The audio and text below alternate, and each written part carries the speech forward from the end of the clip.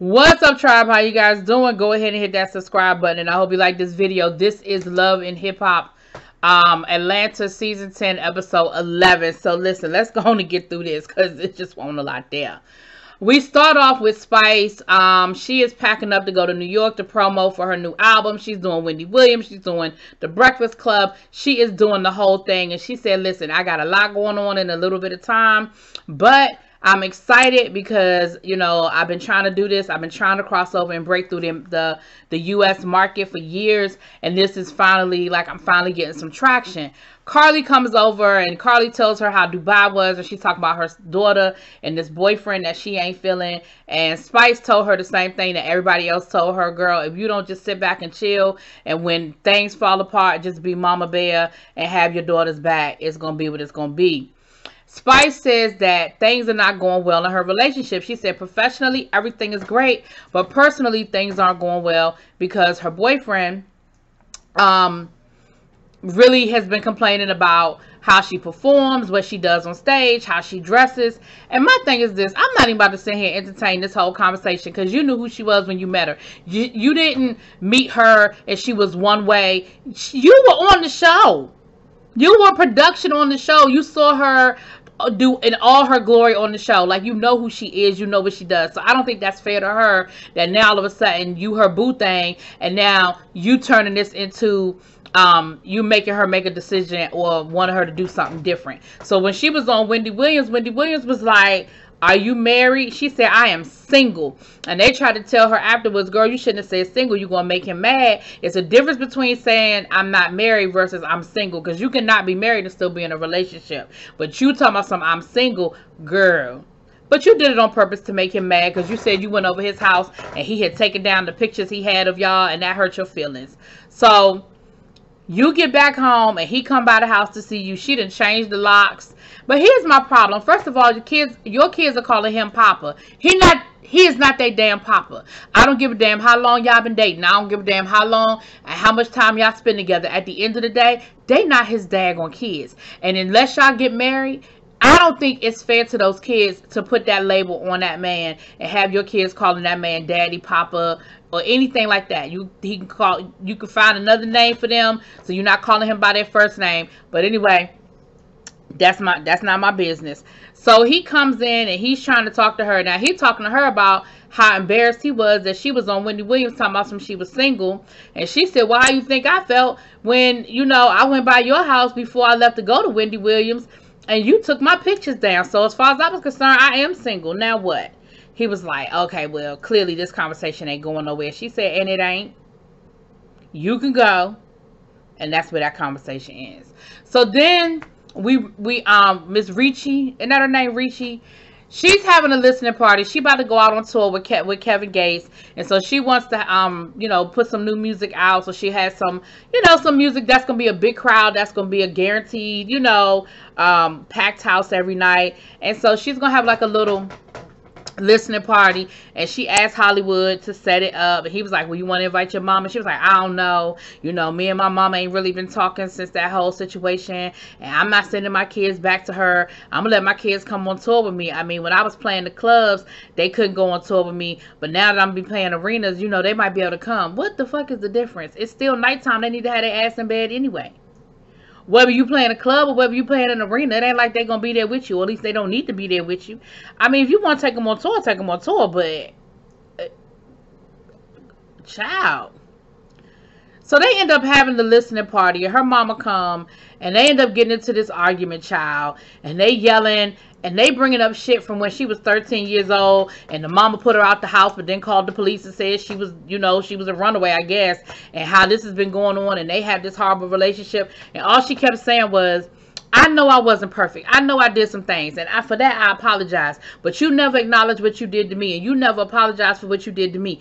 Why won't you acknowledge what you did to me? Why won't you acknowledge what you did to me? And at first, the mama was like, I don't know what you're talking about. I ain't do nothing to you. What you talking about? Child, I was perfect. I was the best mama ever.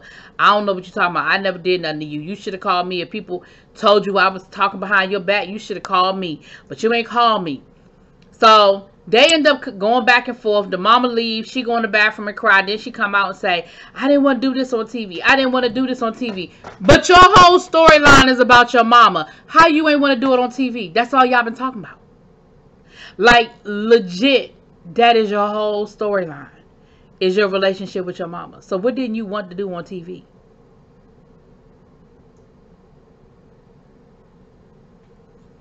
So she ends up going outside, and her mama, they end up talking, and she was like, why won't you just admit what you did to me? Why won't you just say what you did to me? So finally, she said, you say you don't remember. You always say you don't remember. So finally, her mama say, I remember. Oh my gosh, that's all I ever wanted from her was to remember. That's all I ever wanted was for her to acknowledge it. But why'd I have to beat it out of her? Like, why she just couldn't acknowledge it? Why I had to, like, you know, threaten her with it? Girl, take the win. Anyway. So then we see Safari stopping by, you know, Bambi and Scrap's house because, you know, she got their baby. And Scrap was the one that ended up having to call him and tell him, listen, you need to get over here. You need to get your ass back to Atlanta. Your wife is in the hospital about to have your baby prematurely. And it is a serious situation. Oh, and by the way, I got your child. You know why? Because I already got 3 of my own and another one on the way. Can you come? Get your baby? Now, to hear Safari tell the story, ain't nobody call him, ain't nobody tell him nothing. He ain't know she was in the hospital. He ain't know how bad it was. He ain't know. He was blindsided by the divorce. Sir, you have left the residence. You are down in Miami living your best life. All over social media, bumping and grinding on another woman. You have made it very clear that you were not interested in this relationship. But you was blindsided by the divorce? Okay. Now, I only know what they show me, okay? So, I'm only going by what they show me. I don't know what's going on in these people's day-to-day lives. But from the outside looking in, you said nobody called you to tell you that Erica was in the hospital. Sir, I knew Erica was in the hospital. You know how I knew Erica was in the hospital? Because it was on her damn Instagram. So even if she did not physically pick up the phone and call you, you knew. And then he don't even know whether he should go by the hospital because he was like, well, if she's sick because she's stressed out. And if I stress her out, maybe I shouldn't be the one to go to the hospital. Well, on one hand, that makes a little bit of sense. But on the other hand, boy, if you don't get your ass to the hospital to go visit your damn wife.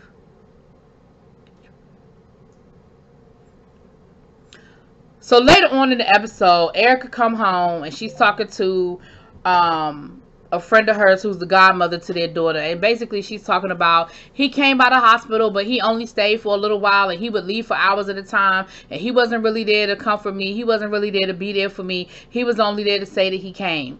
Then she said, and why are you not wearing your ring, and why are you down in Miami bumping and grinding, and why are you doing this and why are you doing that? Now all the while Scrappy is like, listen, me and Bam are in a better place. We ain't made up all the way. We ain't perfect, but we in a better place. And I think we in a much better place than where they are.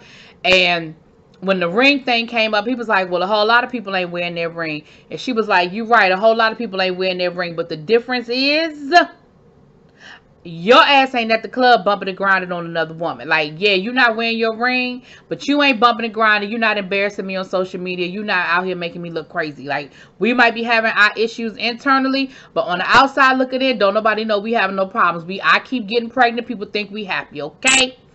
And so Bam comes in there and says, listen, I don't mean to break up this little powwow. You being too nice about this conversation.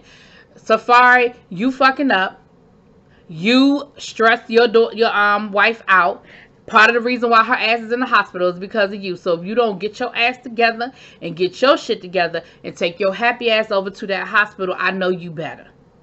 So later on, after all of that, at the end of the episode, we see Safari go and visit a divorce attorney, and he do this fake emotional cry situation where he talking about something. All he want to do is be able to see his daughter.